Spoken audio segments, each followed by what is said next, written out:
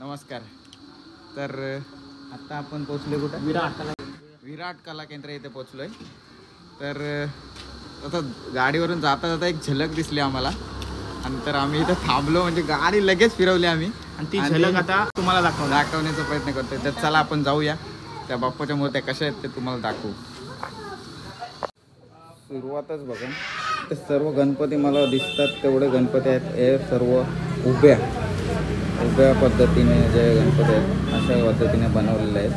आणि इकडे पण बघू शकता तुम्ही सर्व गणपती इथे आहेत. ते म्हणजे बसलेलं गणपती नाही, जास्त करून उभेच आहेत. तर इथे बघा कासव आहे. तर कासवावर गणपती कसं उभा आहे. उभ्या रूपातील गणपतीच जास्त करून बघायला वाटते. ते बघा मारुती आणि ते मारुतीच्या शेपटीवर कसं गणपती बाप्पा विराजमान झालं आहे ते बघू शकता तुम्ही. बघा इथे आपला राम दगडावर लिहिलेला आहे. जो आपण राम सेतूसाठी वापरला होता राम दगड, अशा दगडावर आपले प्रभू श्रीराम उभे आहेत. बघा इकडे बघू शकता नागावर, इथे पण नागावर आहे वेगळ्या रूपात. राजहंस आहे, इथे राजहंस आहे. इकडे पण रामाचे प्रभू श्रीरामाचे ही सुद्धा मूर्त बघा, एकदम भारी वाटते. ओरिजिनल अशा प्रकारे हा बघा जास्वंदीच्या फुलावर फुलपाखरू बसतोय तसा गणपती बाप्पा बसलेला आहे बघा. दादा मदत करते थोडं आपल्याला. काय बोलते? बोल काय?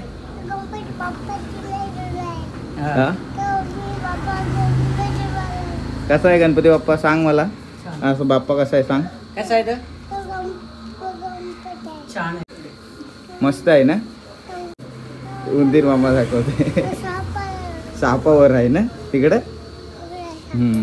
कुठं आहे दाखव, कुठं आहे दाखव. हे बघा छोटा दाखवते आपल्याला. बोलतो सापावर गणपती बाप्पा आहे. साप चावते.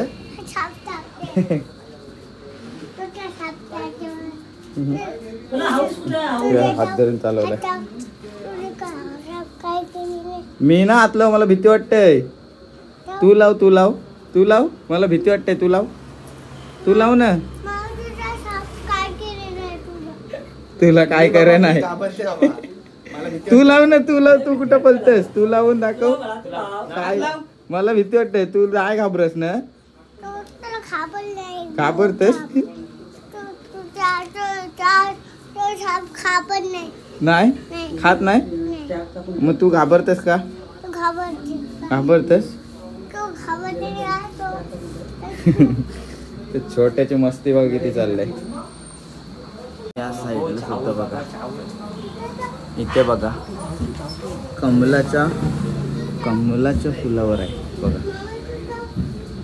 पाण्यामध्ये पाणी दाखवलेलं आहे त्यावर. कमळ कसं आणि गणपती बाप्पा सर्व. आणि इथे आहे मोर. अरे बापरे, हे तर भारीच वाटतंय एकदम. म्हणजे बघा किती त्याला मेहनत घ्यायला लागली असेल आणि कशा रूपात बनवलंय आपला बाप्पा. एक वेगळीच कलाकृती आपल्याला इथे बघायला भेटले बघा. एकदम म्हणजे आपल्याला भीती वाटते असं करायला, पण विचार करा बॅलेन्सिंग पद्धतीने अशी बाप्पाची मूर्त बनवले. इथे बघा चंद्रावर गणपती. चंद्र हे बघा बाप्पाची मूर्ती बघायला मिळेल. फक्त एक नंबर वाटते. रॉड वरती बाप्पाची मूर्ती आहे पूर्ण आणि बॅलन्स पूर्ण दाखवला. हा गणपती सुद्धा बोलत होतो ना फुलपाखरू, हा सुद्धा बघा हलतोय.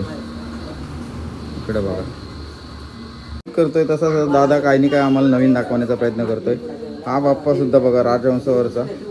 एवढा भारी गणपती, एवढा हेवी गणपती. म्हणजे विचार करा, कोणताच म्हणजे जरी खड्डा आला तरी आपण घाबरू शकत नाही अशी मूर्त त्यांनी बनवलेली आहे. प्रत्येक ठिकाणी आपण बिंदास घेऊन जाऊ शकतो अशी मूर्त. सर्व मूर्ती बघा, सर्व मूर्ती बॅलन्सिंग मूर्ती आहेत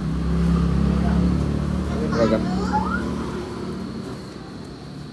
खूप छान दादा, तुम्ही असा वेगळाच काहीतरी नवीन ट्राय केलात, ते एकदम भारी वाटते. कारण प्रत्येकजण काही ना काही नवीन आपल्या घरी नेण्याचा प्रयत्न करतोय, तर तुमच्या इथे आलात तर त्यांना नक्कीच नवीन पद्धत एक बघायला भेटेल बाप्पाची. खूप छान आणि धन्यवाद. माझे पाय हा कारखाना एक्सप्लोर होतोय. क्या बोला तूने? समजलं? कैसा लगा मेरा मजाक? थँक्यू. ठीक आहे. हो. आता देतो तुम्हाला सगळं. हां, म्हणजे बघा ठीक हा आहे. कार्ड नंबर आपण नंतर देऊ. आता सध्या फक्त घेऊन ठेवा असं. म्हणजे जर माझे तर आलं तर तुला नंतर प्रॉब्लेम नको. Okay okay. 100 फोन नको लावू. मूर्तीचं काम चालू आहे. ठीक आहे, ते रेडी आणि हा सुद्धा कमलावरचा गणपती बाप्पा बनवण्याची मूर्त तयारी आहे. कमलाच्या पाकल्या बघा, आता आपण आहोत एकदम भारी. आर्ट्समध्ये आणि आपल्या सर्व कसं आपलं नाव काय? भारी वाटतात. आणि हा आता कागद तुमचाच आहे ना? त्यांना एकदम रेडी झाल्यावर पूर्णपणे अशा तयार होतील त्या. हा बघा, कशा प्रकारे आपल्याकडं साधारण किंमत सांगू शकतो का आपल्याला? आणि असा बाप्पा तयार आहे. तर मंडळी, तुम्ही मूर्त्या बघितल्या असेल, एकदम खूप भारी मूर्त्या होत्या. कारण अशा मूर्त्या आपण दरवर्षी ह्या मुंबईमध्ये बघतो आणि मुंबईमध्ये या मोठमोठ्या रूपात अशा बॅलेन्सिंग मूर्त्या आपल्याला बघायला भेटतात. एवढ्या मोठ्या मूर्त्या किती हालत असतात त्या आपण मुंबई गणपती दर्शनमध्ये सगळे आपण बघत असतो दरवर्षी.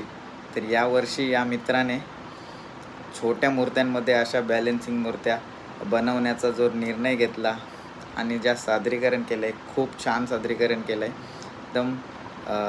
एकदम व्यवस्थित अशा त्यांनी बनवलेल्या आहेत आणि खूप बघायला भारी वाटतात.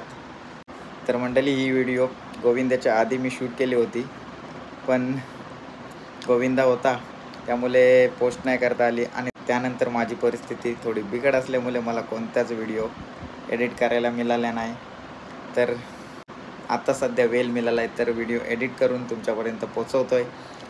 तर मंडळी, गणपती बाप्पांची रूपे नावे अनेक आहेत, पण आपण त्यांना प्रत्येक रूपात आपल्या घरी आणायचा प्रयत्न करत असतो. पण नक्कीच आपण गणपती बाप्पाला आपल्या श्रद्धेने मनाने घरी आणतो, पण त्यात गणपती बाप्पा असा आहे तसा आहे या अशा खोडी काढू नका. कारण बाप्पा आपल्यात कधी खोड काढत नाही, आपल्या भक्तीमध्ये कधी खोड काढत नाही. तर आपण का त्याच्या मूर्तीमध्ये खोड काढायची? तर नक्कीच तुम्ही लक्षात ठेवा, कारण बाप्पा आपल्याला प्रत्येक रूपात बघत असतो. जसे आपण वेगवेगळ्या रंगरूपाने असतो, तसे बाप्पाचे पण रंगरूप अनेक आहेत. पण मनातली भक्ती एकच असू द्या आणि त्या भक्तीने श्रद्धेने थाटामाटात आपल्या बाप्पाला घरी घेऊन येत जा आणि हसत खेळत राहा. तर मंडळी, गणपतीसुद्धा जवळ आले आहेत, फक्त 5 दिवस बाकी आहेत. तर नक्कीच तुम्ही लवकरात लवकर जा आणि आपल्या बाप्पाला घरी घेऊन या. अशा परिस्थितीमुळे मला मुंबईच्या जो चिंतामणीचं आगमनसुद्धा शूट करायला जातात, तोसुद्धा मी जाऊ शकलो नाही. खरं तर आमच्या मामाकडचा गणपती जो मेट्रो टॉकीज मरीन लाईन्सला असतो, तिथे धोबी तलावचा महाराजा या नावाने तिथला गणपती जो आहे मोठा, तर यावर्षी तिथे 60 वर्ष पूर्ण होतात. तर मला त्यासुद्धा गणपतीच्या आगमनाला जायचं होतं. मला मामाच्या मुलांनी फोनसुद्धा केली होती की तू येणार आहेस काय, पण माझ्या अशा परिस्थितीमुळे मला जायला नाही भेटलं. पण नक्कीच आपण गणपती विसर्जनाच्या वेळी आपण भेटू, कारण मी दरवर्षी 10 दिवसाच्या विसर्जनाला मुंबईमध्ये असतो आपल्या मामाकडे. तर तिथल्या गणपतीबद्दल तुम्हाला नक्कीच मी सांगेन. तर तिथल्या मुंबईच्या गणपती विसर्जनाबद्दल सुद्धा तुम्हाला व्हिडिओ बघायला भेटतील. तर नक्कीच आपल्या चॅनलसोबत राहा आणि व्हिडिओ आवडले असेल तर नक्कीच लाईक करा, शेअर करा, कमेंट करा आणि नवीन असाल तर सबस्क्राईब करा. चला, गणपती बाप्पा मोरया.